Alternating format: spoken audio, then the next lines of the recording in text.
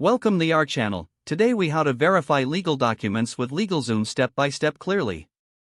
Go to the LegalZoom website.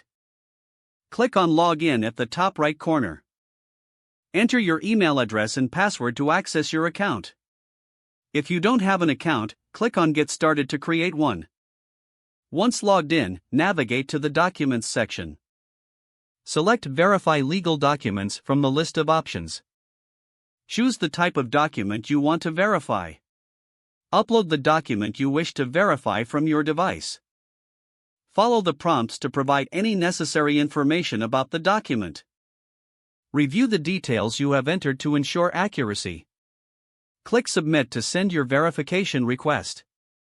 Wait for a confirmation email from LegalZoom regarding your submission. Check your inbox for updates on the status of your verification.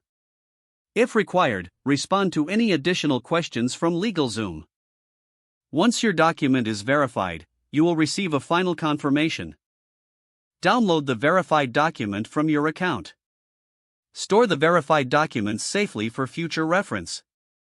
If the page does not load, refresh the browser or try again in a private or incognito window. Make sure you are using the correct email address, then retype it carefully to avoid small typos.